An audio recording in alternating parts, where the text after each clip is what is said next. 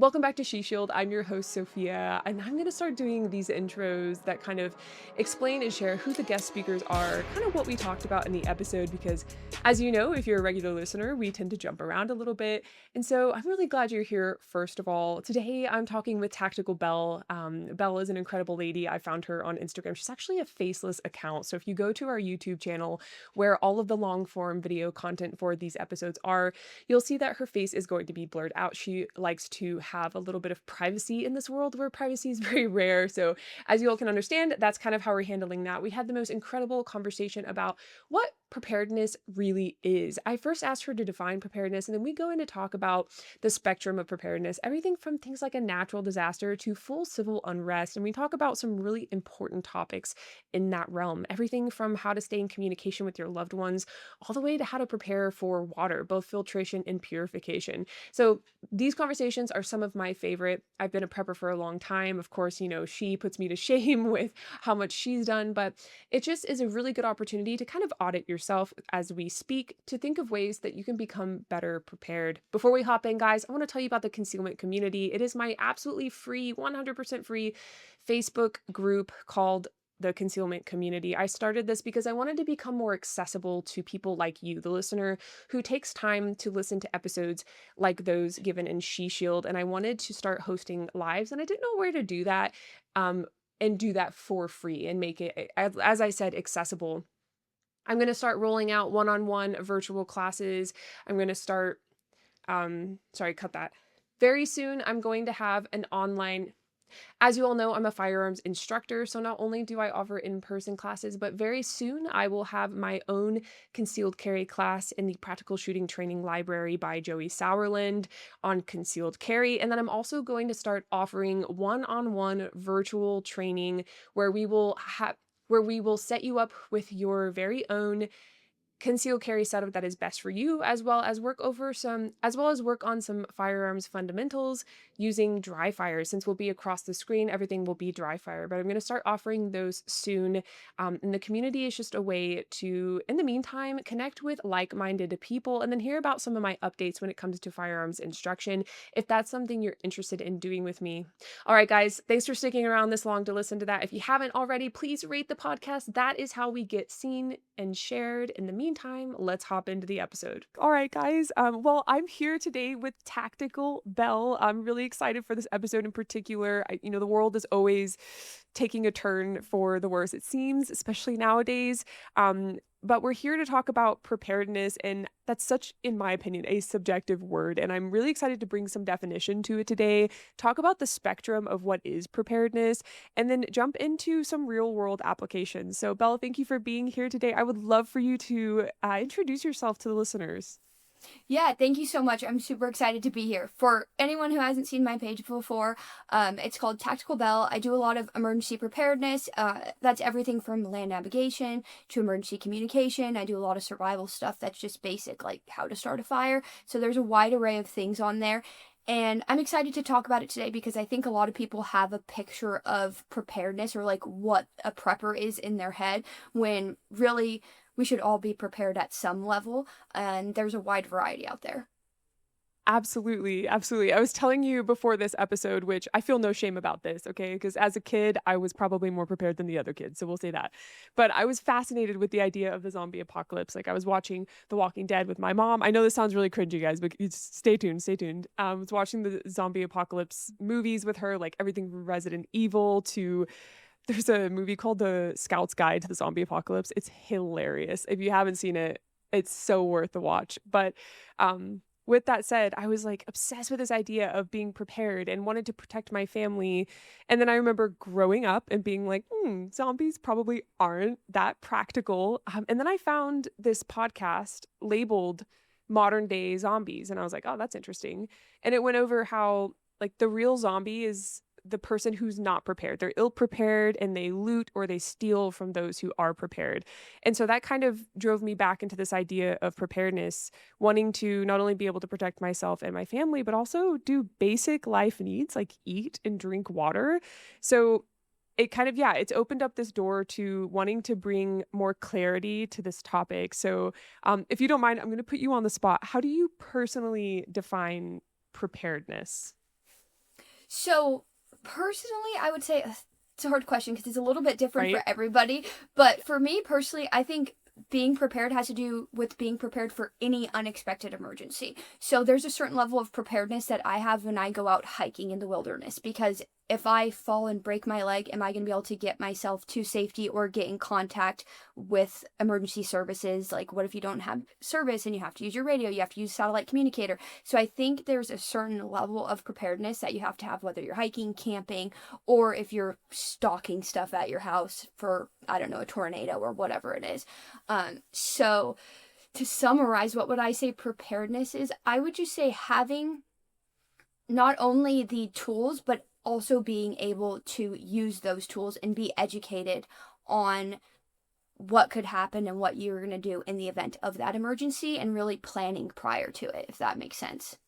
Absolutely, it does. And so, hmm, because there is such a spectrum, right? Okay, actually, let's do this first. I'm curious. Obviously, I prepared very, very much for this question here.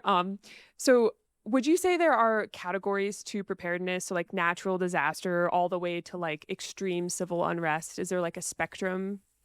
For sure. Yeah, I think there's definitely a spectrum, and people prepare at different levels, uh depending on, like, it's funny to me when I talk about people about preparedness, because a lot of people have this like specific thing in their head, like you were talking about the zombie apocalypse, Yes. and there's a lot of people who saw a movie or whatever it is, and they have like a very specific scenario in their head that they think is going to happen, and when in reality there's so many different things that could happen. So I really try to focus on being ready for any situation.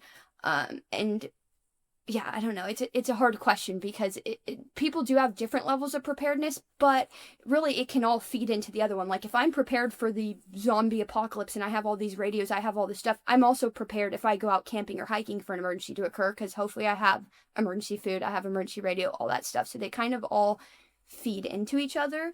I think the biggest gap is just in what activities people actually participate in. Like, are you actively training and practicing, or are you just stockpiling for the zombie apocalypse? Fantastic. Okay. And zombie apocalypse now maybe defined as like the people who aren't ready. Maybe like when we refer to that now in this episode, that's maybe what we mean. I don't know. But I think Yeah, that's an no, interesting touch point of like, yeah, that's what people like for prepare sure. for. And people don't realize how quick that can happen, like the civil unrest that is going to occur when an emergency happens. Like, we even saw it with the Maui fires. That was a very short, quick emergency, and just within that short period of time, there were people that were looting, there were people getting robbed at gunpoint, there was all kinds of crazy stuff going on. We saw it during Hurricane Katrina, and so people don't realize how quick that civil unrest can really occur. And what are you going to do in the event of that? Because it's not always going to be the perfect scenario that I'm at my house and my whole family's here and we're just like defending it with our guns. You might be at home, your kid might be at school, your wife might be somewhere else. And so I think it's really important to kind of look back historically on things that have happened, like Hurricane Katrina, like the Maui fires. Another good one that I think is really interesting is like the Bosnian War, which happened in the 90s. There's a ton of information on that and how those communities actually came together, almost like in a way that you would think of Neighborhood Watch. They were coming together to do security, but they were also bartering with each other. All these things that happened, and ultimately a lot of how these people succeeded and how these communities succeeded came down to having like a trusted, trained network and community. That's fantastic. Yeah. And I love these. Thank you. I was going to ask you about some real world scenarios, and I love that you have, some for us to have as a touch point. It kind of sounds like this idea of preparedness comes down to the individual kind of auditing their lives. Like, what do I do on a daily basis? And then maybe kind of scaling out from that, right? If I go and I do activities like camping or like maybe some higher level hiking, all the way into, where I live geographically and what could happen on the natural disaster level, on the civil unrest level. Like, do you recommend people take almost inventory in that way? For sure. Yeah, so we actually developed I co-founded a company called Frontline Preparedness, and we're currently getting our website together right now. We do some in-person courses, but we created this binder. Essentially, it's called the playbook. It's your family standard operating procedure, and it's a fill in the blanks thing where you just fill out all the information with your family, and then you can just pass one out to all of your family members. And I would say that's really, going through that will open your eyes as to like how unprepared you are when it comes to like link up procedures and all that kind of stuff. You're like, I didn't even think about this before. And so I think that's a really good way to kind of audit yourself, inventory everything you physically have, as well as what your skill set is, as well as like what the rest of your family is capable of doing. And I think that's the best way to go about it, because otherwise, to try to just like go through it yourself and pick through stuff, there's just so much information and so many things that you wouldn't necessarily expect to happen.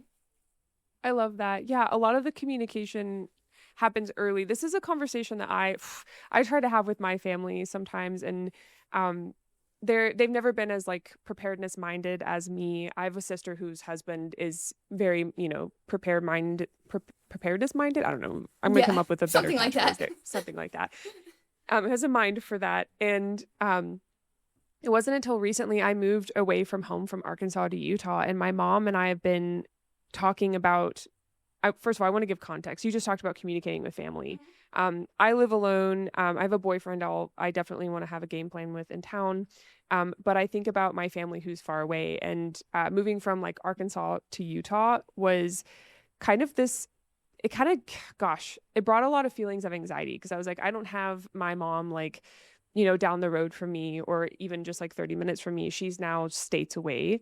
I wonder, is this guide going to be available as well for families that are spread out and want to have a central form of communication? Yeah, 100%. Yeah, so this guide can That's apply fantastic. to anyone. It can be if you have your mom living, I don't know, overseas, she's living 800 miles away, whatever it is. It helps you develop that plan, because one of the big gaps I've seen, and one of the biggest questions I get whenever I start talking about radios, is like what you're saying. I live in a different state than my mom, and how am I going to contact her in the event of an emergency? And a lot of times people are like, my mom doesn't know how to use a radio. It's like a Right. common thing. And so one of the big things I really push with people is satellite communication, especially if you have like parents that are older and may not be so radio savvy, because at the end of the day, if there was like a world ending scenario and you didn't have cell reception, you're down to radios. And technically, a lot of radios, like the standard bow thing that you see people use when they're talking long distances, they're using repeaters. And hopefully the repeaters don't go down, but they could go down, and they're not something that you personally have control of. And it also takes a little bit of skill to use. You could set it up for your mom ahead of time, but it gets a little dicey. The other option that wouldn't rely on any outside sources would be HF communication.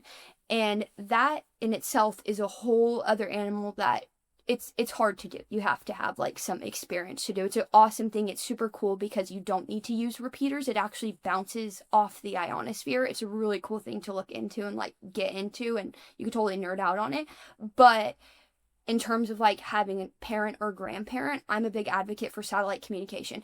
If there was a war, yes, technically satellite communication could be taken down. It doesn't happen very often at all, but it could be taken down by another country. But it's going to be the easiest way for them to communicate with you generally, because you just pick that thing up and you use it like a phone. You're not having to do all this stuff, and that requires really a license for. And in the event of emergency, I know people get controversial about this, but in the event of emergency, you do not have to have a license to use a radio and call for help. That's in the FCC Right. rules. You do not have to have one. But that being said, if you haven't been trained with a radio prior to an emergency, you're probably going to have difficulty using it in the event of an emergency, especially for any kind of longer distance communication. Absolutely. And for people who maybe this is a completely new topic to them, they're listening and they're like already confused. And Yeah. I mean, don't get me wrong, I also am a little confused. Like I have some clarifying questions I want to ask, but I have looked into this probably more than the average Joe, because I want a way to communicate with my mom being so far away. So for those listening who maybe don't know the limitations on certain devices with distance, or maybe certain devices due to the training needed, how would you maybe create like a spectrum? Yeah, maybe categorize, or maybe spectrum from like, shorter distances to like being states or overseas, maybe. However you want to kind of explain it. Would you mind kind of walking us through that? Yeah, so the easiest way I would say to explain it is that like most radios that you're going to see are going to be line of sight. So they're going to go as far as the eye can see. Once you hit the horizon, once the earth begins to curve, they're not going to continue. So if you want to be able to speak any further than that distance, you're going to need something like a repeater. And that's going to allow you to speak longer distances. The thing with those repeaters is that they're not controlled by you. People put repeaters everywhere. Like, for example, I think a good example of this for people who use like GMRS is one, or you can use the Baofeng radios. But in terms of like GMRS, let's say if you go onto I think it's called mygmrs.com, you can see all the repeaters in your immediate area, and it'll kind of give you an idea of what you can use. Yeah, so that's like one resource. You can, like I said, you can also do it with your Baofeng radios too. This is just a GMRS example. But generally speaking, you're dealing with line of sight, which is pretty short, especially if you're in a city. Like if you're standing on one side of a mountain and I'm trying to talk to you on the other side of the mountain, it's not going to penetrate.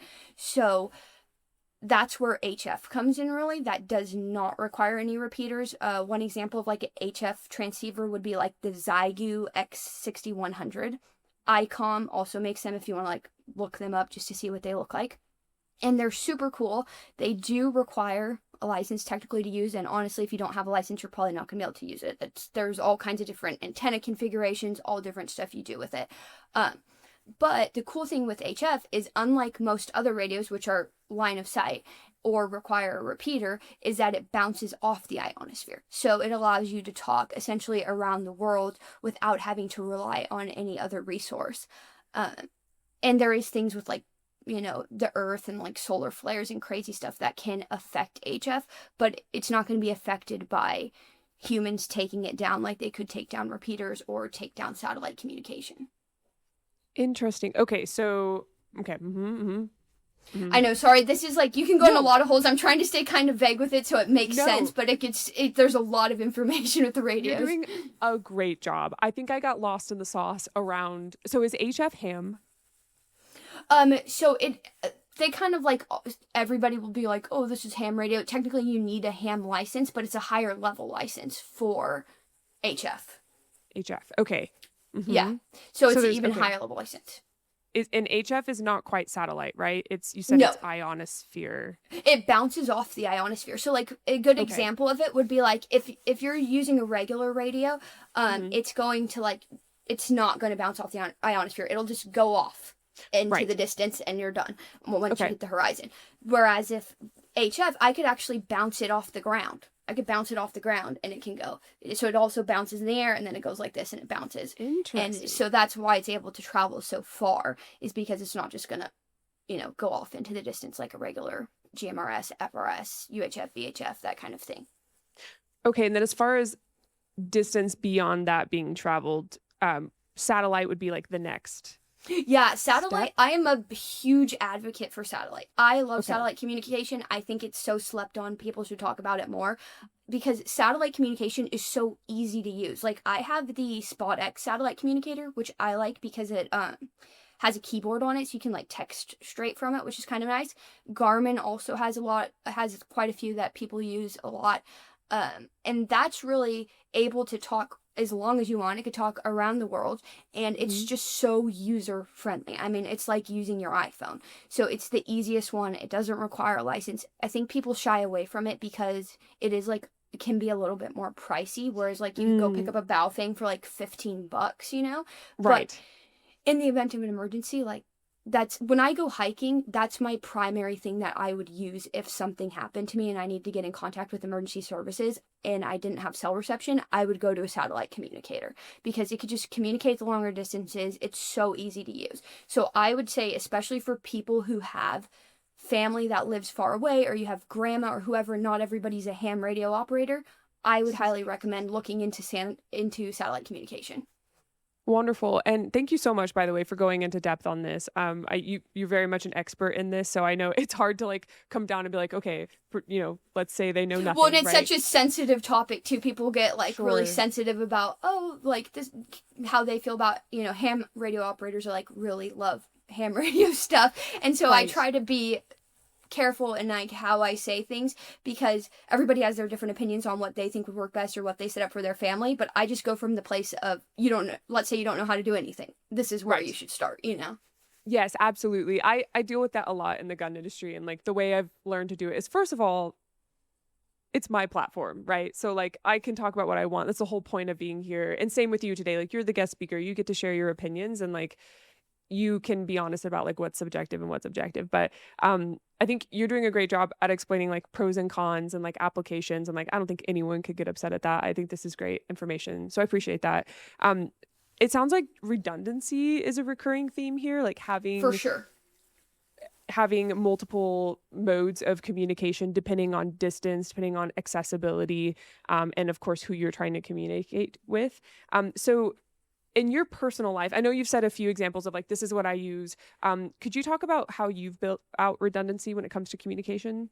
Yeah, for sure. And I'm glad you said that, because one of the biggest questions I get from people is like, what radio should I buy? And they just want me to tell them like, this is the one end all be all that'll fix all your problems. And it's like, I don't know what your scenario is, what you're planning for. I don't know where your mom is. You know, it's like, there's so many things that can happen.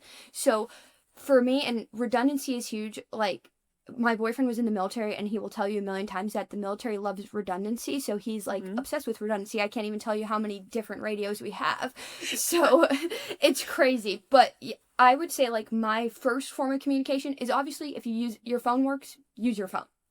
My second one, in the event of an emergency where I'm trying to call for help, is going to be satellite communicator, because 9 times out of 10 that's going to work. If there's a tornado, earthquake, whatever it is, you're going to be able to use your satellite communicator.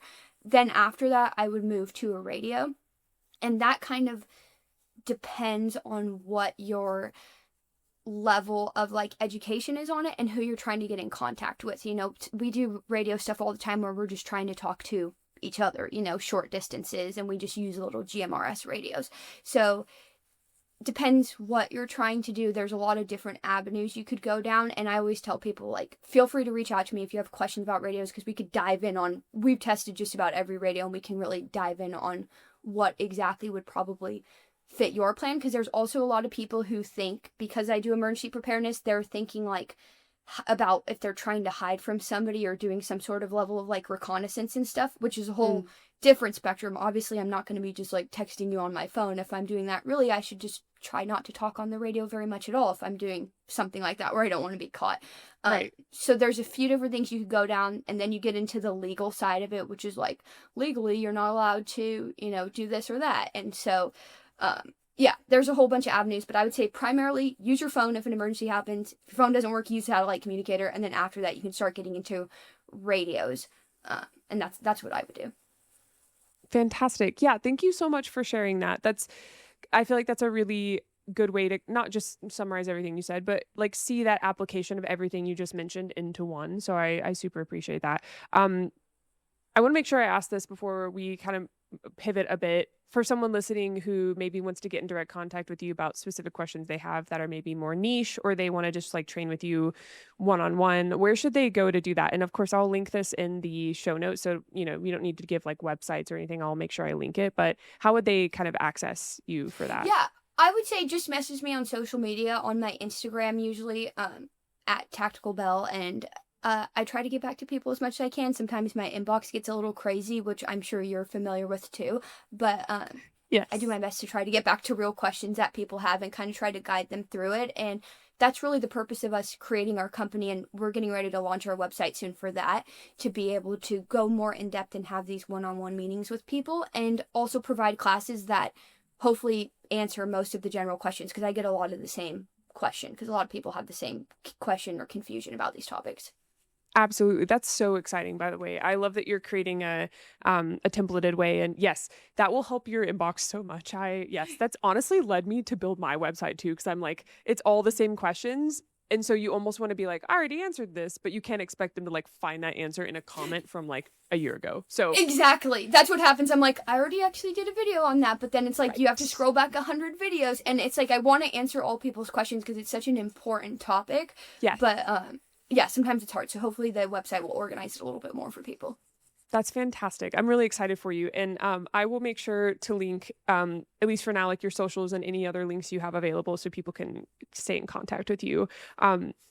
we have so many directions we can go from here. I feel like we kind of started this off by hitting comms as like the one of, A you know, big a one. big, yes, a big category. So, actually, I'll ask you, where would you want to go from here when it comes to preparedness on like the basic level, food and water, when it comes to being prepared tactically with maybe firearms? I know, you know, before the episode, you kind of sent out what you wanted to talk about and accessibility to training and things like that. But what would you say you'd want to start with next? I think maybe it would be good to go into things like land navigation and kind of like link up procedures with your family, because I think that's something Mm. that's something I love, and it's something that's really not pushed enough because we're so used to just having our phones for maps and all that. Yeah, girl, I have had to use my Apple Maps to get to my jujitsu gym, which is right next to my gym, like almost every time until recently. And I've lived here like a year and a half. So I'm pretty embarrassed to admit that. But I also think some of the listeners might be relating to this right now. So that's a way to say you're not alone. But let's talk about the real world application of like not being navigation savvy. I know, just a quick aside, when I moved to Utah, my uncle panicked. You know, he was kind of like a stand-in a little bit for my dad when I was younger. And like when he heard I was moving away, he like showed up with a road atlas and he was like, "Do you know how to use this?" And I was like, "Yes." And he was like, "I know you don't, like you need to learn this," and all of that. So it's kind of interesting, especially I'm Gen Z. I don't know what I am too. generation I'm Gen you are. Z Okay, also. so you Yep. get it. Like it is Yo, I so totally rare. get Like, it. oh my gosh. So just like we talked about with comms, kind of the spectrum when it comes to navigation, like what is the spectrum ranging from Apple Maps to like being able to read a topographic map, would you say? Or Yeah. maybe that's not the end of the spectrum. I don't know. Yeah, no, I think that's a good comparison is like we're used to using Apple Maps.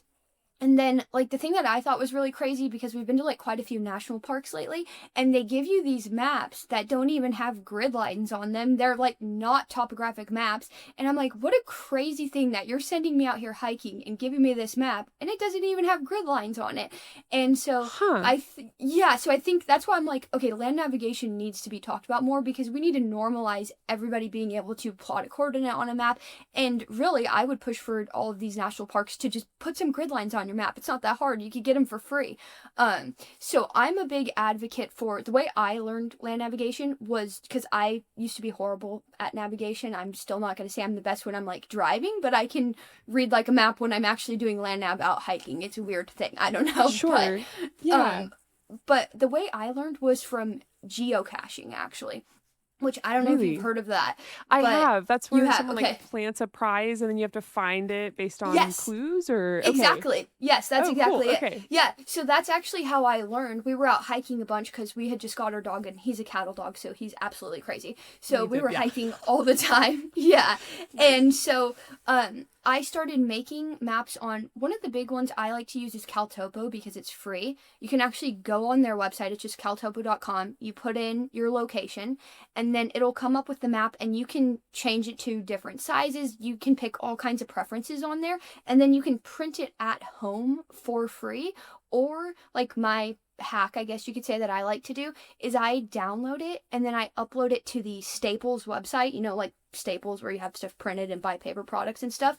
I upload it Yes. to their website. Yeah, and people are always surprised, they're like, what, Staples? But yeah, I upload it to No, their I know it's website. not everywhere, so I'm glad you clarified. Yeah. Yeah, I'm like, people are probably gonna be like, what are you talking about, Staples? But if you upload it to their website, they'll print it for you, and it's like $5, and you can get it on larger paper. You can have it laminated. It'll be printed the same day. So that was the route that I went, and I encourage everyone to do that because you should have a printed map of your area in case of an emergency, like of your home area. But I started making my maps on there, and I have a couple tutorials on like how to make a map on there on my page if anybody gets confused, because it can be a little confusing the first time you use it.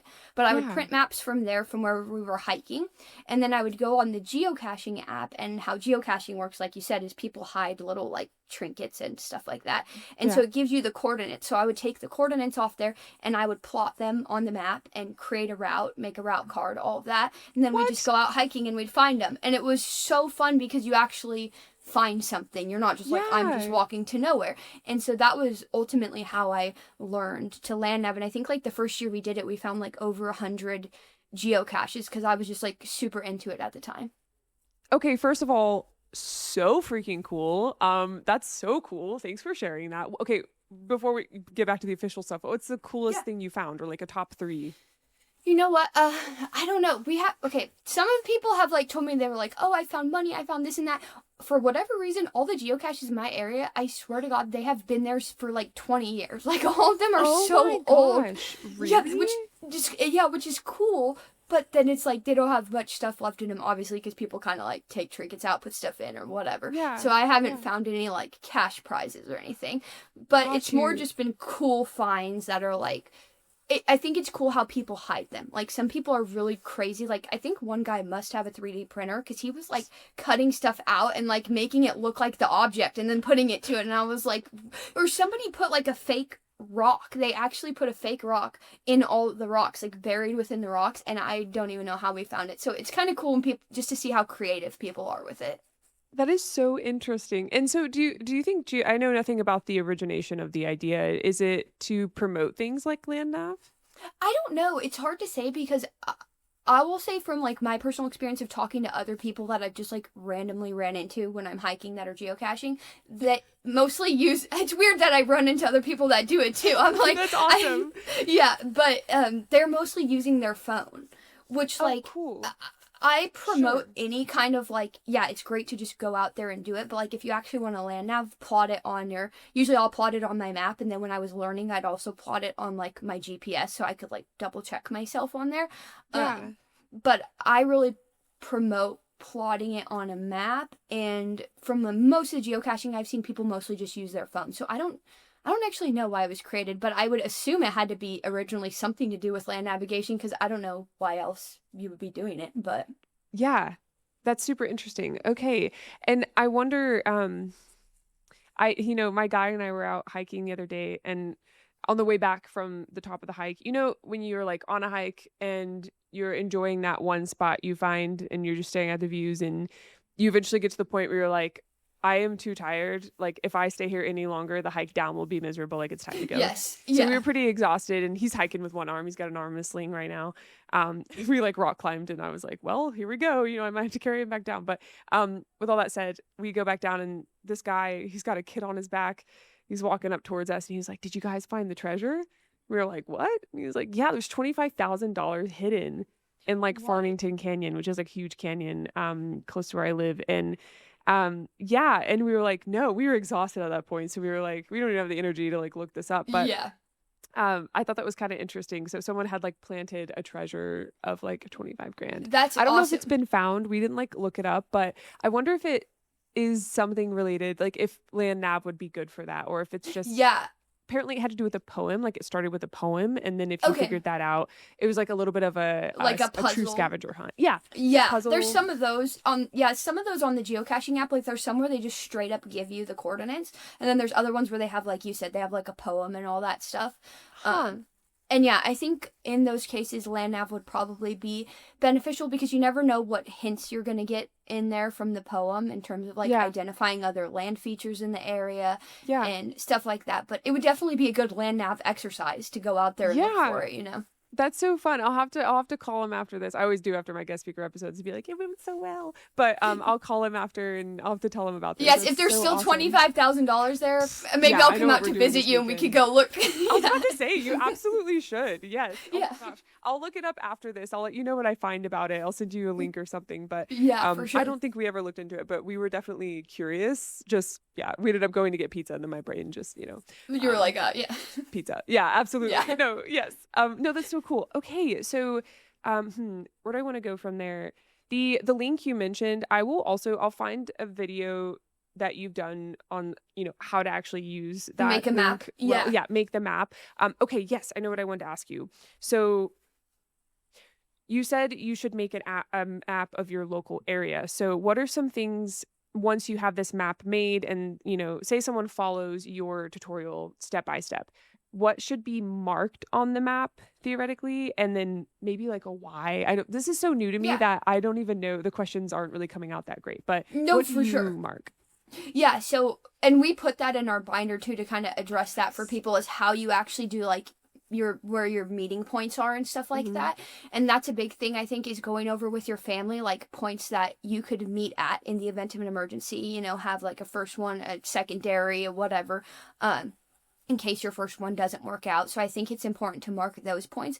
Another thing that I really advocate for is people stockpile a lot of stuff in their house, but like what if an emergency happens and you can't get back to your house burns down, whatever Mm. it is. I'm big on, I always want to say caching, but I think the right way to say it is caching, where you like actually Okay. store stuff in another place. And so I highly recommend doing that, whether you're burying it or whatever you're doing, and that you're probably going to want to mark on a map because you might forget that just you and your spouse have. So those would be some important things, I think, to mark on your map.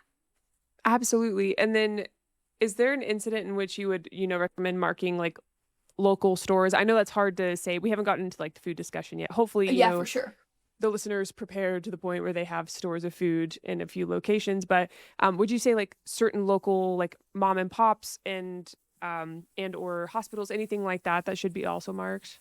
Yeah, for sure. No, all of that is good to be marked on there. When you actually make your map on Caltopo, a lot of that stuff should be marked to some level. It kind of depends how detailed you go in with your map, but like if there's important points, it'll have like important features on there a lot of times. Even like trails, it'll like mark down to trails on there and stuff. But for sure Oh, it's good to mark like if your hospital will definitely be on there. If it's not marked enough for you to see it well, for sure plot that on there. And also another thing that's good to put is what your routes to your hospital are. Like I'm sure you guys do this at the range. Whenever we go out to the range, we have a plan for if somebody gets injured, mm-hmm. if we're going to Yes. have to take them to the hospital. And there's always a plan for, okay, this is the primary hospital that we're going to go to. This is the route that we're going to take to get there. And so I think that's another good thing to put in there. Absolutely. And I feel like this, you talked about maybe being away from home or maybe not even wanting to stay planted, right? Right. Do you use the terms bugging in and bugging out?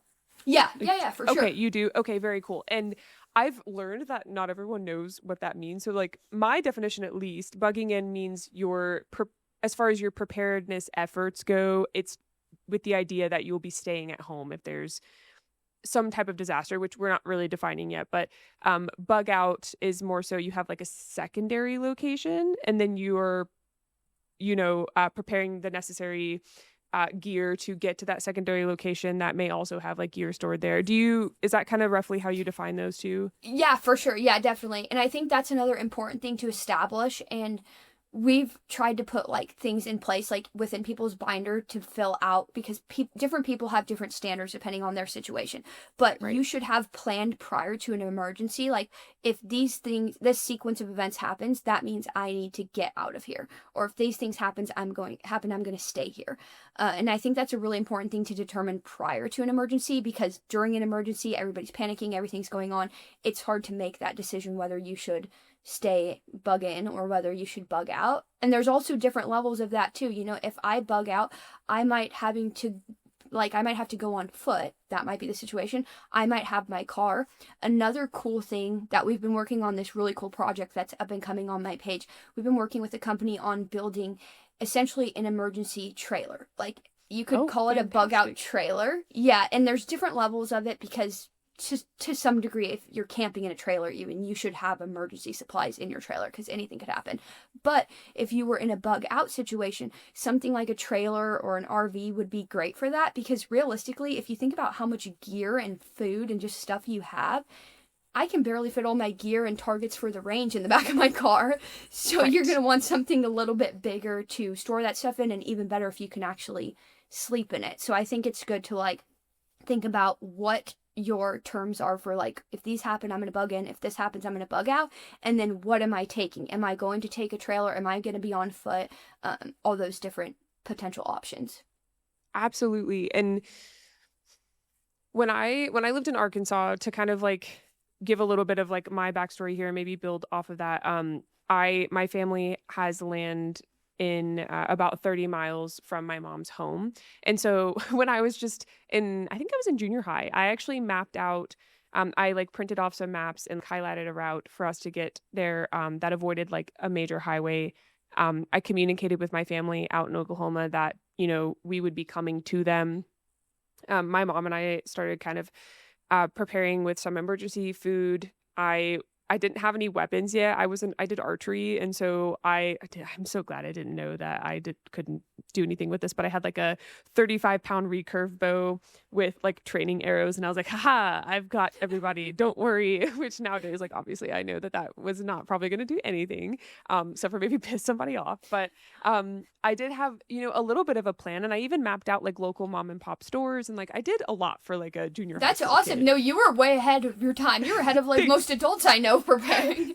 Thanks. Yeah. And when I left Arkansas, now I'm like, well, I don't know what to do. I mean, I live 5 miles from Lena Michelik, which is, pretty Oh convenient, yeah, to she's have like, awesome. yeah, Yeah. she's dope, she's actually why I moved out here. And like, I haven't even had the conversation with her as to, like what we would do in a situation. Even though that would be a house that I definitely want to go to. But in my own apartment now, like, this is what I've done so far, just to give context. I think this is kind of fun.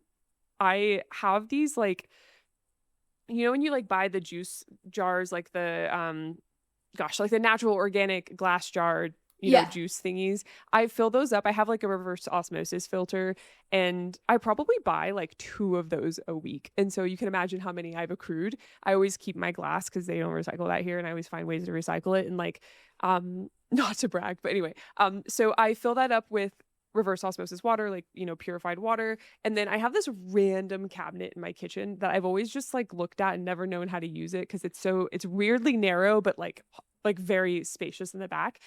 And I've just slowly been storing food and water in there.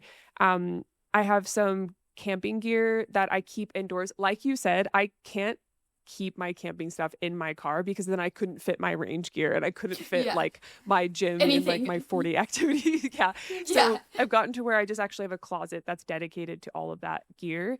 And like I know I would be able to like use my propane tanks and like heat up food if I needed to. And like I have emergency storage food in my pantry. And like I would say for probably my just age demographic and like location, I'm doing a pretty good job. Like I just based off of like probably the average Joe, like if I'm Oh, comparing for down. sure. But Oh yeah. I have felt a little insecure with like, what if I can't stay here? Like I can't I like cracked myself up because I'm like, I can't carry down these 50 jars of water and like these like massive tubs of like emergency dried food and like these ammo cans of ammo. Like I've really thought about, if stuff goes sideways, and then beyond that, where would I even drive to, right? Like I don't even have a secondary location. And so for someone who's maybe in my situation, and I'm just kind of exposing myself here because I think it's a really good example.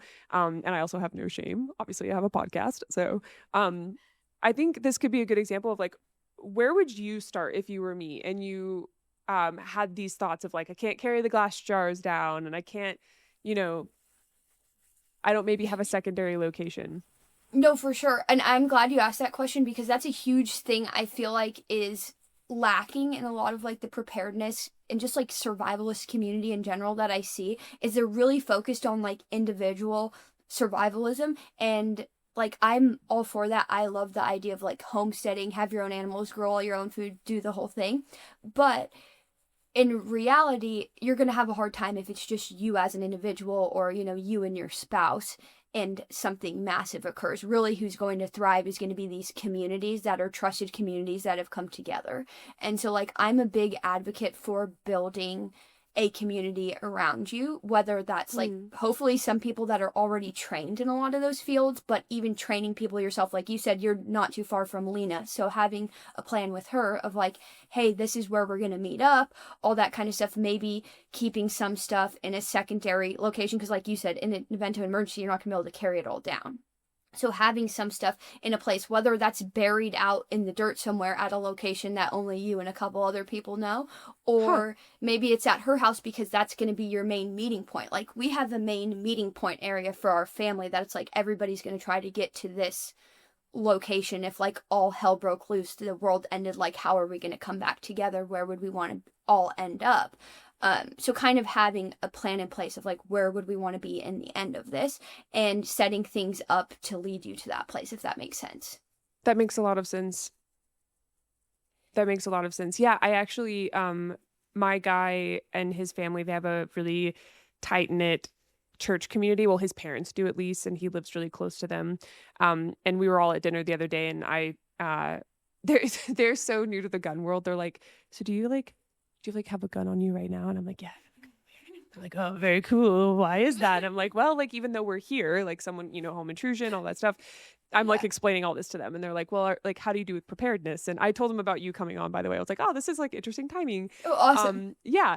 And I asked them, like, what do you all have in mind about that? And they're like, actually, we have a community. And they explained how their neighborhood, like almost every neighbor for miles, like they know almost everyone, like everyone's so connected. It's an old community. And I suddenly felt very small. I was like, damn, because they were talking about how if there was a medical need, they know like which house that would come from. And like if they needed to trade for something, they know like who to go talk to. And it hit me that like I actually lack that community aspect. Like obviously Lena's an amazing person, and she would not be surprised if like over if you like knocked on her door. Yeah. Oh, 1,000%. Or like we're just chilling, we're eating some tacos, and I'm like, hey, so if the world ends, right? And she would be like, yeah, let's talk about this. She's a great person for that. But I've considered, like, I think that, his parents' house would actually be a really great place to, if I have the time, haul some gear to. Okay, I have to tell you this. I want to just see what you think. I actually have an EMP protector in my 4Runner. Oh, cool. And I know that's so niche. Like, most 22-year-olds are spending money on like Gymshark, right? Which I totally did as well. But I also bought a freaking $400 EMP protector and threw that thing in my car because I was like, I thought about the fact that like my car between Arkansas and Utah and like is going to be my bug out vehicle. And then I thought, well, like what if the car doesn't work? Like, and I don't know, for those that maybe don't know anything about that, would you want to share your 2 cents on that and like whether or not you recommend it? And I will not be offended if you're like, that's actually like a silly No, purchase, 100%. No, 100% I recommend it. People get like on me too when I start posting the EMP stuff and they're like, oh, like that's so unrealistic, that's not gonna happen. But in reality, it would be a pretty like, it's doable, and it would be a smart thing to do if you were trying to take out a society. I mean, that would take out so many people. Absolutely. Yes. Yeah. So I'm huge. I think that's awesome. We have some like backpacks. I think the company's like SLNT, I think they're like a big one. They have some backpacks. Yeah, so we have some of theirs. We throw like radios and stuff like in that. My boyfriend actually built like a big table that we can like store the generator and stuff like that in case of an EMP. What? Yeah, that's and so I cool. think, oh my god. Yeah, he's like all into that stuff, and people are now like, oh, how did you build this? And I'm like, I don't really know how he built that. I'm gonna have to learn, and then I'll get back to you on that. Sure. But it's a good thing to think about, because in reality, that's a super like huge thing that is totally possible and would be a smart thing for people to do, and that could affects all of your electronics. That could affect your generator, that could affect your radios, and you're gonna have no communication, and like you said, your car. And so I think that's a good idea. I'm pro EMP stuff. Okay, fantastic. I do need to check on it though, because I do think it's draining my battery, and that is not like, I don't think that's right. Like, that's not supposed to really be happening. I think I may have connected it to the wrong thing, but I don't know. I'm not going to say I don't. Yeah, I would. Yeah. I'm not an expert on cars, so I'm not sure. But that sounds like totally probably fair. Something not right. It only started happening after I installed it, so I was like, okay, so you're like, yeah, it's one of those things. You're like, this is no, because it's like so the timeline is so like okay. It's but so I close. I need to get it checked on. But that is not something it does when installed correctly. Let me be very clear.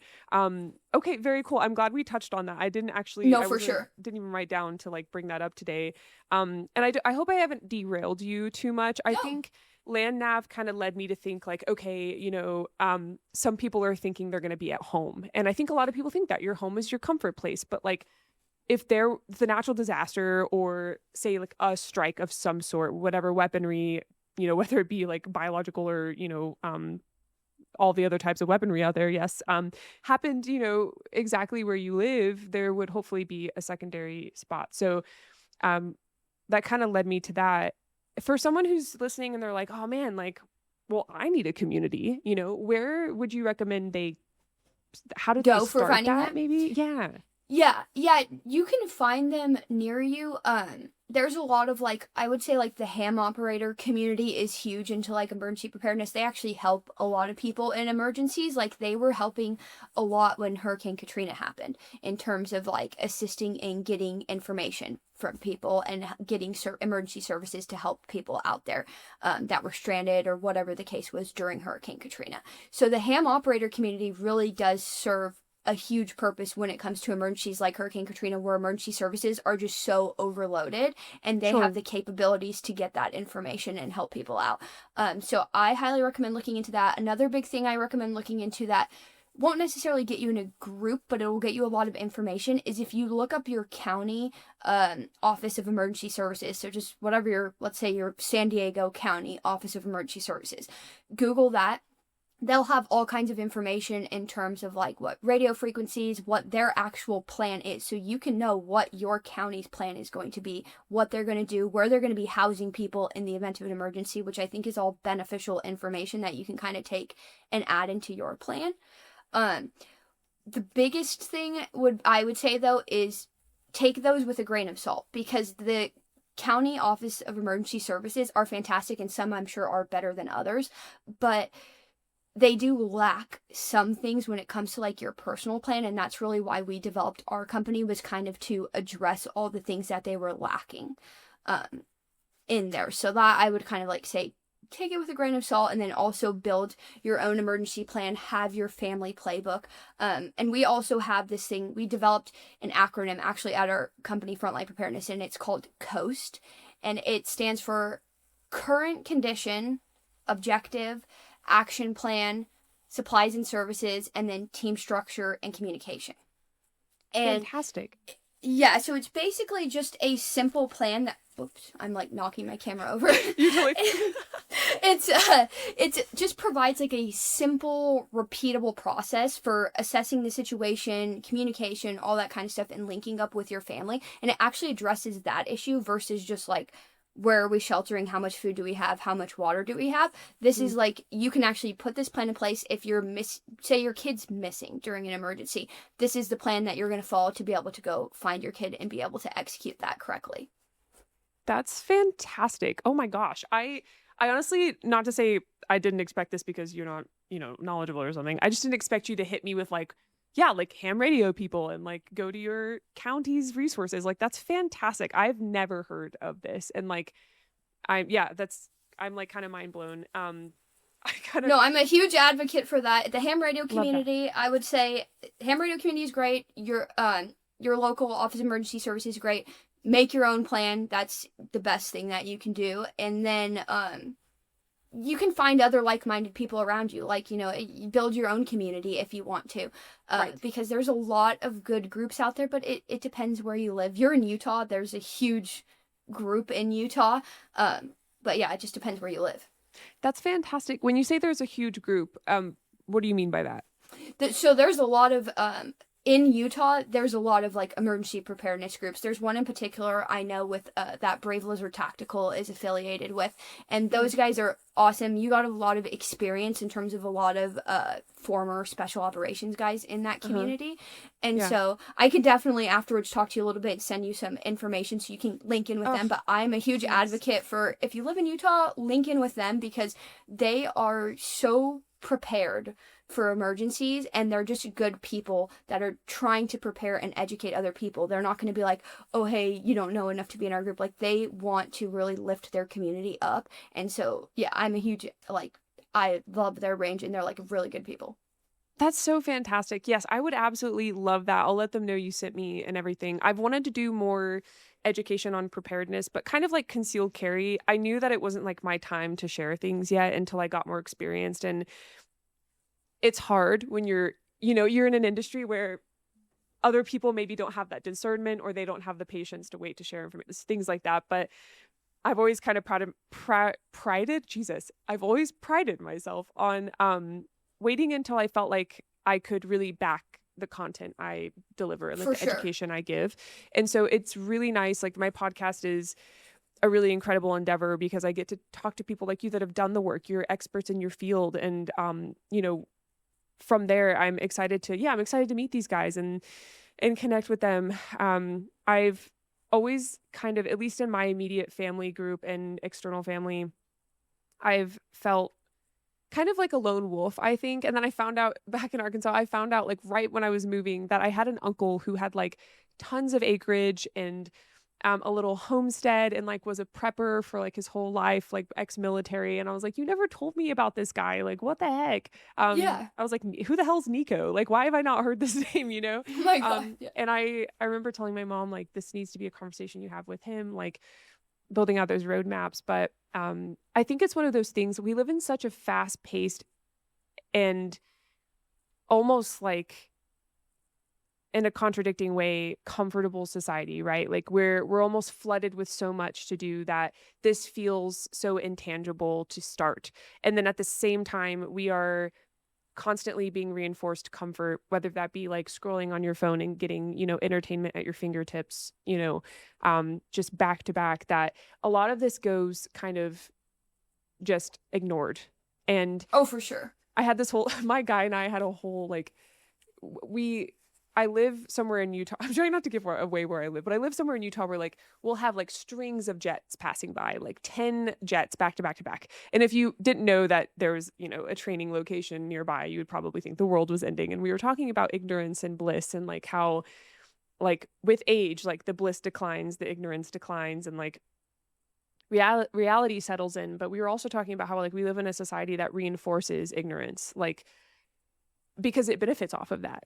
You know what I mean? Natural Oh, for sure. disasters drive like political and financial, and I'm not here to talk politics. I don't know if you've listened to the podcast, but we almost never touch on it other than like 2A advocacy. But, it drives political and financial change so that the rich, rich people can stay richer and like all those things. But that aside, like, this conversation alone, I hope has instigated some form of, self-agency to the listener to like at least take an audit. Like, I think, would you say that that's like where you should start, just kind of auditing where you're at? For sure. Yeah, I think that's the best thing to do because honestly, you will be surprised. Like, it's not just you, it's everybody. I was surprised too when you actually go and audit yourself and see like what you're prepared for and what the situations are. Like I said, if you go through like our playbook and you start filling it out, you're going to be like, wow, I never thought of all this stuff. I never thought of all these things. And I think that's the best place to start because then you can learn from there. Especially like one of the biggest things I hear when it comes to emergency preparedness is people are like, I can't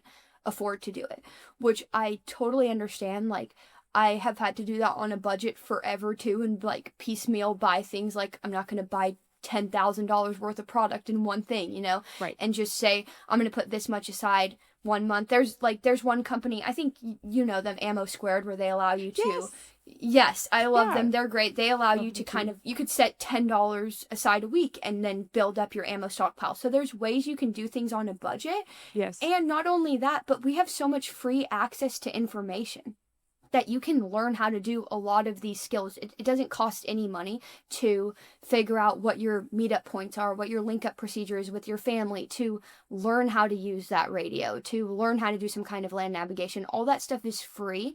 And so, yes, obviously, if you can go take a course, that's amazing. Go take a course. But if you can't and you don't have any money for emergency preparedness, there's a lot that you can do just by watching some YouTube videos.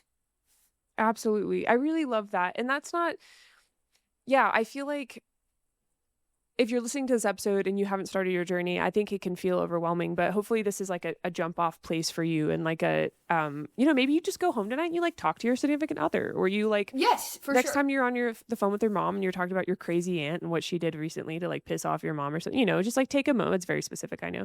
Take a moment and like ask her, what your family plan is, and maybe recommend this episode, maybe recommend Belle's page. I really love that. I want to be sure, if you're okay with it, to hit on kind of like food and water. I mentioned that I have like dry food that I think is technically, I don't know if this is the right word, but like water activated. And I have like some water stores, and I have propane heat. Like I have some ways to make food. Then again, if I'm in my car and something hits and I have to go like find shelter or like, drive out in BLM land, I don't know, something like that. That's going to be a little bit different. So for people that don't maybe know where to start with water and food, what would you recommend? Yeah, I would recommend having some level of water and food storage, obviously, if you can. We have a lot of those like 25-year buckets. Again, it depends exactly what your plan is. Like we have the big 25-year lasting buckets and we have water stored here, but if you go on the move, you're not going to be able to carry all that. So we have a lot of little like MREs that are just thrown in bug out bags. We have stuff that we keep in our trailer as well.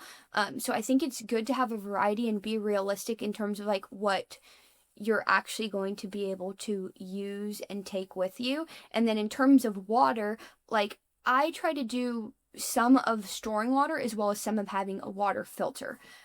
Just because you don't know. Like if I did have to go on the move, I can only carry so much water with me, and then I'm probably going to want to use my water filter in a like in a river or whatever the case is. Uh, so yeah, I think when it comes to water and food storage, just kind of hit your basics and be cognizant of what is realistic if you have to go on the move. So have some things that are these are my stockpile for home. This is kind of what I have for on the move. I keep an emergency bag in like my car as well. That's more for just like if I get a flat on the side of the road and I'm stuck on the road overnight, but have some emergency food and water in there too, because you never know when an emergency is going to happen. I mean, there's a good chance you're not going to be home when an emergency happens. You might be at work. So just having that stuff spread out. And I don't have one particular like food or water straw brand in particular that I like recommend. Get whatever you can afford, whatever your personal preference is. I've like taste tested some of them to be like, oh, these ones taste better than others. But in the event of an emergency, it's like you're just gonna eat whatever you have. So Right. Absolutely. And as far as like practicing, because it's one of those like we all know practice as you preach and stuff. And we talked about practicing land nav. We talked about practicing communication with your whoever you want to stay in contact with, or maybe like local resources.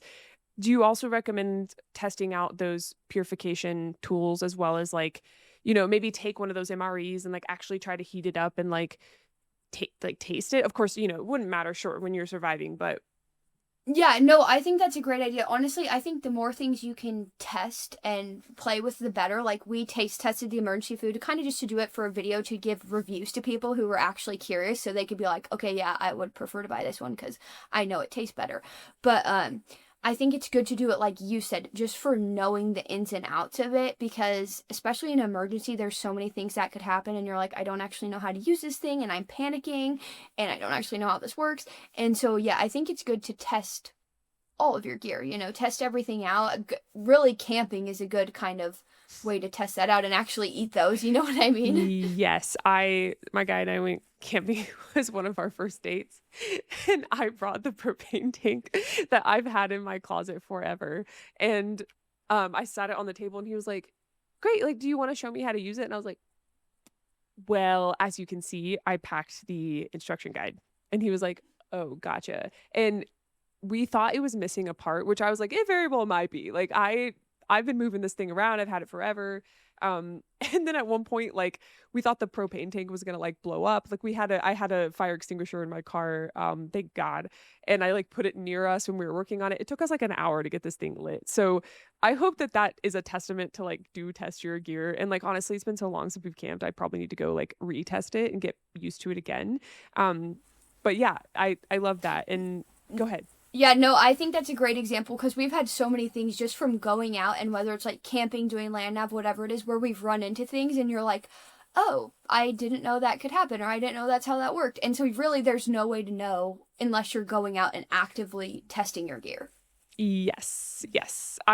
And there's no shame here. Like, this is an opportunity to like, try out your stuff. And from what I understand, there's a difference between purification and filtration with water.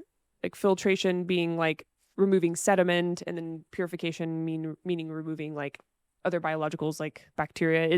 Do you kind of prepare for both levels? Yeah, I try. We have so many water filters. I don't even know. Like we have so many water filters, but yeah, there is like different levels of it. And I think that's another important part of being aware of your like where you live in your environment, because like we had one interesting test where we had actually taken a water filter out to a stream by us, and it was a water filter that worked totally great. We had tested it other places before. We took it out to a stream by us, and we stuck like one of those little testing strips in Hmm. after we purified the water, and then the water that was not purified, and it was like almost no different, and we had no idea that this like stream behind us was like super clean. Like you could just drink straight out of that stream pretty much. Oh, interesting. Yeah, Okay. because we had tested that water filter in other places and it had come out differently. Like it had taken stuff out. And so it was a good thing to know that like the stream in our backyard is fairly clean. Am I still going to purify it? Obviously, because I'm like, just want to double check. Right, But right. it's good to actually know what is in your immediate local area. Fantastic. That is so good to know. That's so good to know. And yeah, I saw a reel on us. It might have been your reel back in the day, but on sillcock keys, like that was a totally new concept to me. That's what they're called, right? Sillcock? Yeah.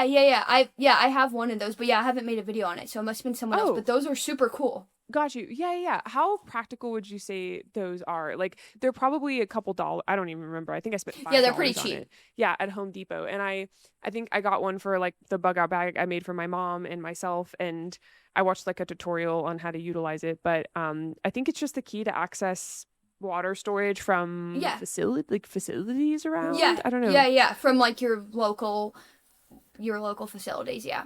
Yeah. Yeah, no, I think it's a super beneficial thing to have. I think it's good to have any of that stuff because you don't know what you're gonna have and not have in the event of an emergency, and especially something like that. It's so small that it's like might as well just throw it in your bag. And if you do have the opportunity to use it, you have the opportunity to use it. If not, it's not like it's weighing you down, you know. Right. So I think that's it's a good thing, especially if you live in an area of like we have so many resources around us that could be used on.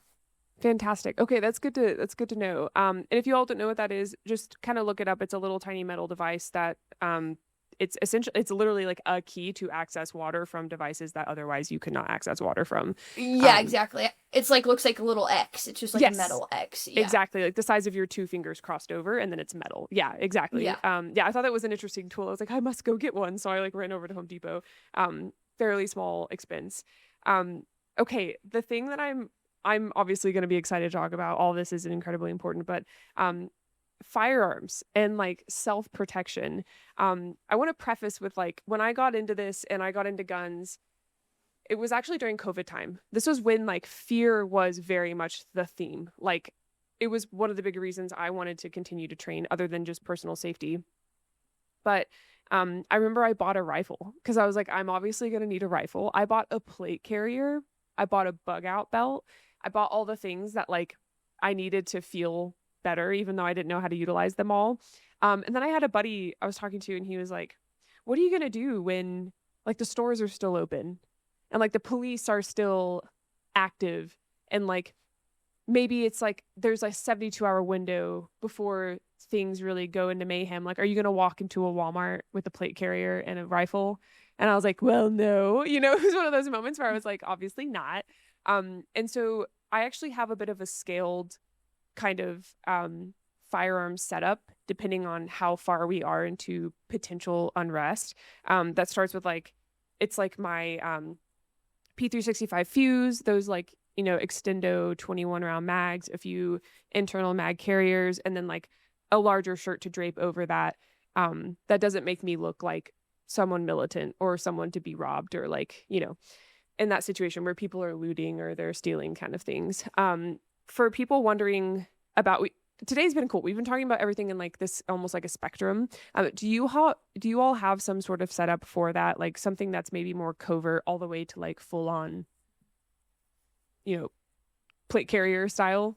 Yeah, for sure. No, I'm so glad you brought that up because I think that's a big thing that people don't talk about either is like, I think a lot of people refer to it as like the gray man concept, and we're working on a course for that specifically because what your setup might look like, it might be different than my setup because I don't know where you live. But like you said, if you live in the city and you're going to be going into Walmart, you don't want to be walking around with your plate carrier looking super militant on day one because you're just going to be a target essentially.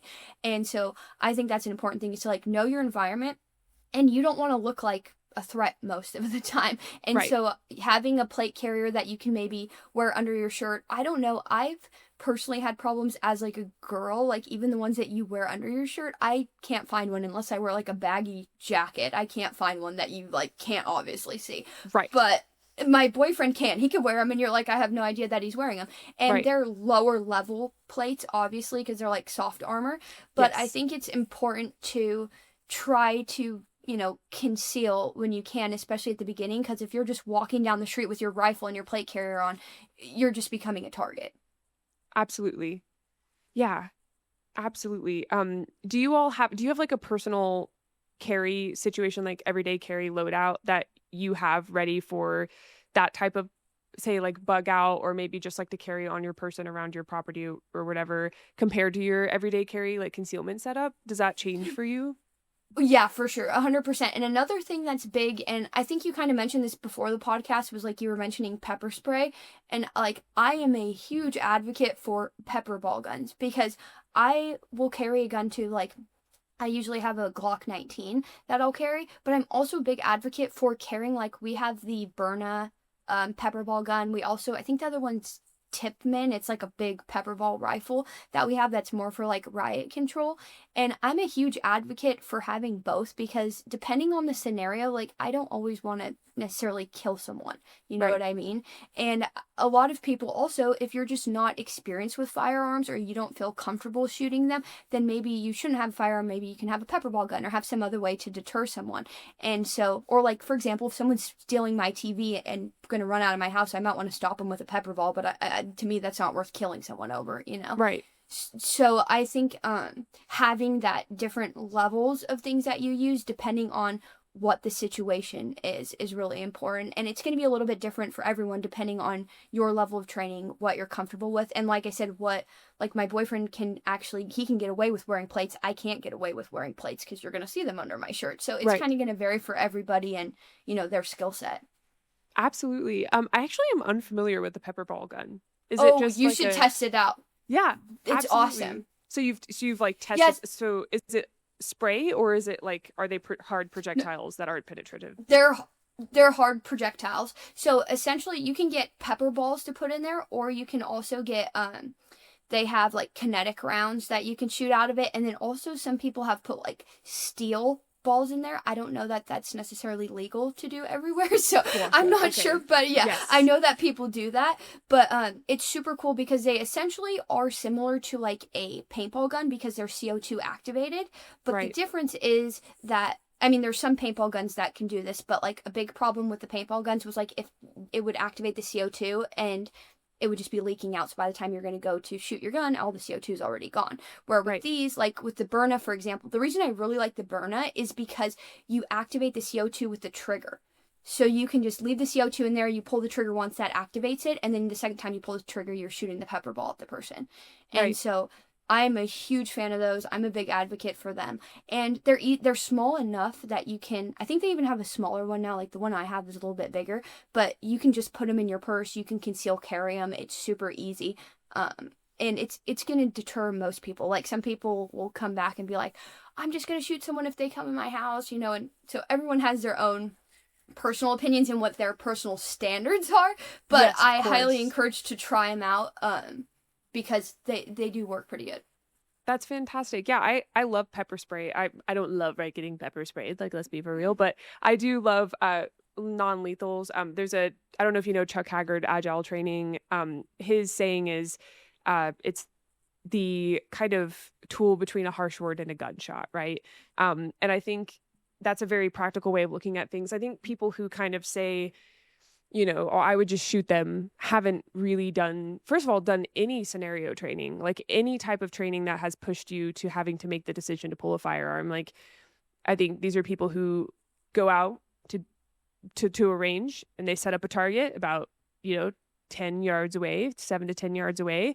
They draw from their holster, they go out to full presentation, they fire off 2 shots and they reholster and they go home. And I think they don't think about the bigger picture.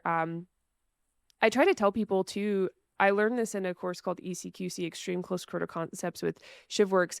There are times where you might tell someone to get back. You might have a harsh word. You might say, get back or get the fuck back, however you want to kind of exclaim to have someone honor your space. They may not honor your ask. And it might be because, they just came from a dangerous situation and they're looking for help. They're looking for their child they lost and they're extremely panicked. They're maybe someone who has special needs and they don't have like normal you know, they're not neurotypical and can't respect your ask, all the way to someone who's deaf and hard of hearing and literally did not hear you. And so there are so many situations where non-lethals come into play to get someone to respect your ask. Because worst case scenario, you spray someone in the face with pepper spray and it sucks, right? Rather than you punched a hole in someone.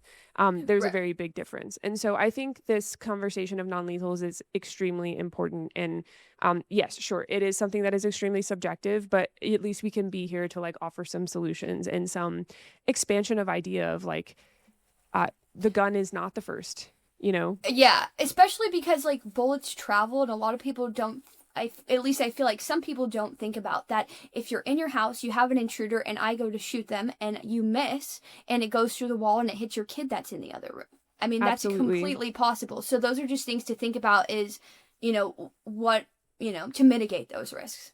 Absolutely. There's also I posted a reel the other day of like, hey, come with me to my my range training. Like, for those of you that don't know how to structure your range training, come with me. And I reviewed my footage, and like right after I shot, and was like, oh, I floated my gun, and made a post. Everyone was like, what the hell's floating your gun? And in retention shooting, when you're shooting really close to your body, if you come out, like say you're in a fight, you're pushing someone off of you and you float your gun, if that firearm is offline to the person you're aiming for, you could totally hit someone behind you. There's a really famous case out of Brazil. A guy goes to shoot another motorcyclist behind him. He floats his gun. He shoots his pregnant wife through the stomach behind him because he floats his gun. Like, when you have that disconnect from your proprioceptive indexes or indices, and you decide to float your firearm in a place where you actually have no idea where you're aiming, there's so many situations where like, if someone had another option, right, to deploy, or waited until they had enough distance to deploy their firearm, but the only thing they had was their gun. I mean, it really begs the question of like, you know, how can we change that narrative? And so I really appreciate this conversation. Yeah, Yeah. no, I'm glad you talked about it because a lot of people, especially being in the gun community, whenever I talk about like using non-lethals, using pepper balls, they're like, no, everything gun. And like, I'm like, I'm pro gun. We have guns in the house, but I'm also very pro like using a pepper ball too, because you don't know what people's skill set is either. And like, from going to the range, I'm sure you do lots of stuff where you're running and you're getting your adrenaline going and all kinds of stuff. When your adrenaline's pumping, and if you're not going to the range all the time, which I would say is like most people who own a gun, they're not Right. going to the range practicing all the time. They're definitely Right. not running and shooting. You're Definitely not. probably gonna miss. Like, Right. honestly, you're probably gonna miss unless they're real close to you. Right. Absolutely. Yeah, no, thank you for giving your 2 cents on this. And it makes me feel really good about, just further confirms recommending your profile. And yeah, dude, I'm sure you get that. You have 500,000 on Instagram. Like, you're reaching like so many people that are coming from the just that very like typical bought a gun, goes to the range once a year, thinks they know everything because they have a gun, it's in their name. Just some crazy suggestions out there. I get them all the time. I recently Oh yeah, hired I'm my sure. sister because I was just like, I can't do it. And she was like, I will answer these comments for you. So yeah. Yeah, I can't deal with the some of the times with the questions, or not necessarily questions because they're not even really questions. They're just people making comments or trying to like ask a question to like try to incite something. And Yes. they have this like preset thing in their head, like you were saying with the shooting. You get a lot of people like that. Plus, like with emergency preparedness, you get a lot of people that are like thinking I'm like this tinfoil hat person, like just stocking food and like in my house and like crazy stuff. And I'm Yeah. like, literally, most emergencies I'm prepared for. Like, I go out hiking all the time. That's like a big thing where I could run Yes. into some horrible situation, have to be prepared for. Like, I'm just preparing for your typical emergencies. If the zombie apocalypse happens, I guess I'm ready for that too. But I'm not like wearing my tinfoil hat, like hiding in the closet, Yes, exactly. And also, like, if you go to the range and you don't have a tourniquet on your person, don't talk to me. You know what I mean? Like, there are some levels that really need to be met. And that's not. Oh, for sure. Yes. Just like we talked about having a plan for like if somebody has to go to the hospital and having a route in place. I mean, there's so many times that I've been to the range and seen people like miss all of the basic information. Even this like Yes. don't point your gun at anything that you don't intend to shoot. I mean, that's a huge one. Right. I saw a horrible video like about a week or two ago, and this isn't to hate on the police department because I'm sure Sure. there's a lot of great police out there, but there were these two police officers who were goofing around and they pointed their guns at each other. Yes. Oh and my God, I saw that one. Yeah. Yeah. And shot the other guy, and it's like, okay, this is like basic rules here. Like, do not point your gun Dude. on anything you don't intend to shoot. Dude, and he's so lucky he wasn't pointing at his head. Oh my gosh, I know. He's so lucky. Like, I saw that. I had to, okay, it's one of those videos, like, you're like, oh, I wish I had never seen this. But since you saw it, you have to watch it 5 times to be like, Yes. what the hell just happened? I had to keep watching it because I was like, how did this whole situation unfold? Yeah, you're like, why is he being, oh my God. And then, like, you almost don't want to look away, so you don't read the caption yet. You're like, what the hell? So yeah, gosh, man. I'll have to make a highlight of this just to like be like, don't forget the fundamentals. Yeah. When, dude, BLM land, just Jesus. So like, do you know what BLM? I'm assuming you know what BLM land Yeah, is. we ran into that when we were in Utah because we were doing the reconnaissance and hostage rescue course out there. We were like, let's try to not do it during hunting season because we're gonna have people land navving out there, and so we don't want a bunch of people hunting at the same time. Oh gosh, that's such a good point. I didn't even think about that. Oh my God. Okay, thank you. Good note. Yeah. I'm over here like going on to BLM land. One of the things I do not do is shoot next to someone, but 2 points the other day. My guy and I were, he's really new to firearms. I may have like been his, first, person to show him how to shoot, which, now he's done freaking ECQC. He's wanting to do competitive shooting and tactical games with me next year. Like, we're really getting into it, but, we're out at the top of this, canyon, and, I went through the entire emergency plan. We talked about the nearest hospitals. We talked about, as far as like tourniquet usage, chest sealing, wound packing. We literally spent like 20 minutes. I showed him everything I know because I have a lot more training on him with Stop the Bleed than him with Stop the Bleed. And I had a thought, and I was like, it's crazy to think that some people don't do this. We're shooting like 2 hours in. This guy drives up in his Jeep with his son, and you can tell their money. Like, they got a lot of money. They got some Gucci guns. They're in their flip flops. They're wearing like crisp white shirts. Like, they're up there to like shoot these guns that they probably just bought. He drives over to me. I've got my like giant competition shotgun, my shotgun belt. I've got a gun OWB. I've got like a rifle like sitting in the back. I'm all geeked out. He comes up.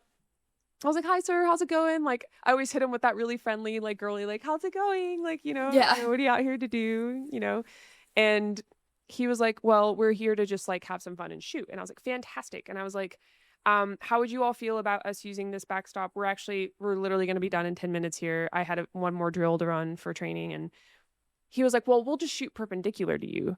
So to explain, I'm at this berm here shooting into the berm. He wants to go on the same berm because it's kind of like a roundabout berm, and then like behind that is another berm. It's hard to explain.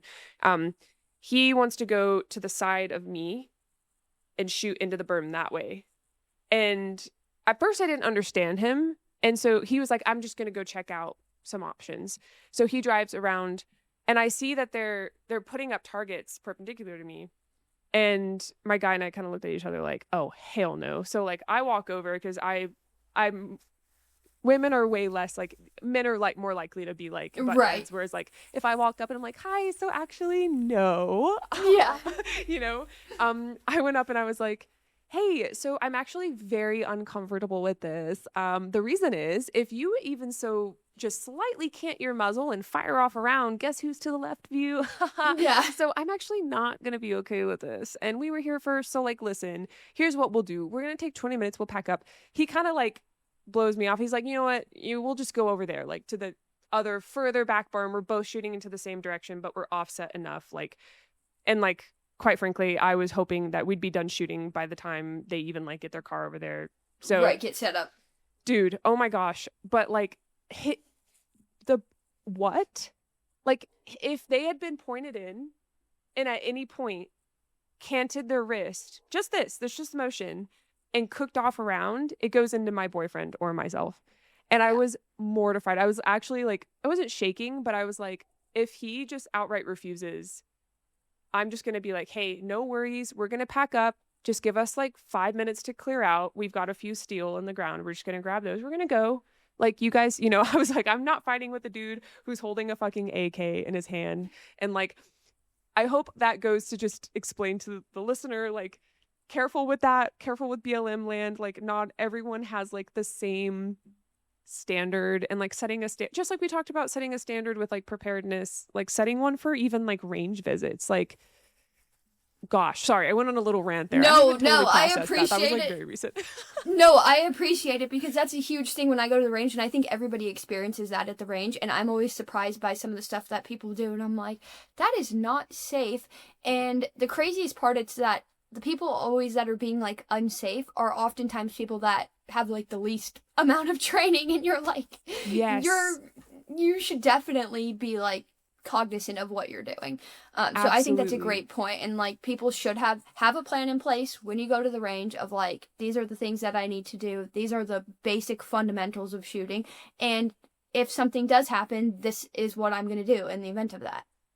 I love that. Absolutely. And I think this is a beautiful just like loop around to preparedness starts even at your most like basic level. Like, I was popping over to a canyon to go shoot. Like, it's probably a 4-hour time commitment, and I'm doing what I love, competition shooting, you know, showing, you know, some things to my guy, doing some time drills, but it still led to me having to have a medical kit, some food so we don't get, you know, low blood sugar around handling firearms, water to make sure we're not dehydrated in the Utah sun. Like, we were very much prepared, as much as we could be, and that wasn't even like a natural disaster. So anyway, I love that. I love that so much. I feel like we have almost covered like everything you can cover, and like almost, it's not even foundational. This goes beyond that. You've mentioned so much in your area of expertise, and I really appreciate you taking the time to come on today. I know that you probably could have made like, I don't know, 20 reels in this time. So I really appreciate, of course, filmed. Editing takes way longer, but you know. The editing takes so long. No, I'm happy to be here. Fantastic. I'm so glad. As far as like where people can, you know, you mentioned this earlier in the episode. I've been trying to get better at getting guest speakers to really share their resources earlier on so that people can start checking them out. But, you know, say people listen to this episode all the way through. First of all, thank you guys. That's awesome. Definitely take a moment to rate the podcast. I always forget to say that, and then I like never see ratings. I'm like, damn. But I'll rate it. Oh my God, thank you so much. Yeah. Thank you. For those listening that are like, okay, I'm bought in, I want to train with you. You said you're going to start offering some of these online products. Like, where can they stay tuned for these to release? Yeah, so just stay tuned to my page, which is Tactical Belle. I also made our business Instagram, which is Frontline Preparedness. It's in my Tactical Belle bio, so you'll see it there. I don't post too much on there yet because we haven't posted the courses yet, but we will be having online courses coming out there soon, I would say within the next month. And then we also will be releasing our playbook, which I think is super important for families so that they can actually just go through that guide and fill in the blanks and build that plan, because really a lot of it is all in the planning prior to the actual crisis. Absolutely. That was beautiful. And before I ever end episodes, I like to ask the guest speaker what they would like to leave the listeners with. It can be an anecdote, a quote, piece of encouragement, anything you'd like to just leave them with. Oh, that's a hard question. Well, you just said it beautifully. You were just like, it starts with preparedness. And then I was like, hit us with another thing. Yeah. I would say that it's all in the planning, and the kind of motto that we use over at our company, Frontline Preparedness, is expect the unexpected. I love that. That's beautiful. Yeah, thank you so much. This has been incredible for me. I feel I've always explained that this podcast is like the most selfish and selfless endeavor because I get to ask questions I want to ask and I'm curious about, but then I get to provide it to people at no cost. And of course, we have one, you know, small sponsor, but it's been really lovely talking to you. I think I saw that you followed me and I was like, what the hell? Like, she's following me. And I was like, I was really excited. I was like, this is like a topic, you know, your niche is something I've wanted to expand more. So appreciate you taking the time more than you know. I can't wait to tell my mom about this episode. She's going to love, we just recently the other day had like a 2-hour FaceTime call on like which ham radio we should buy. And like, is there a course we can learn ham radio on? And like, oh my gosh. Okay. I'll give you the full breakdown if you message me. Cause like I said, I tried to kind of go into it a little bit, but it's so much information that, I mean, it would take like hours. So like, if you just DM me, be like, this is what we're looking to do, I will message you and be like, okay, yeah, this, and this, and do that. And so, yeah, just let me know, and we'll totally set something up. Okay, beautiful. That sounds amazing. Awesome. Well, Yeah. thank you so much. And guys, in the meantime, like I said, please rate that podcast. Stay safe, stay vigilant, and we'll see you in the next one. Awesome. Thank Great. you. Well, thank you.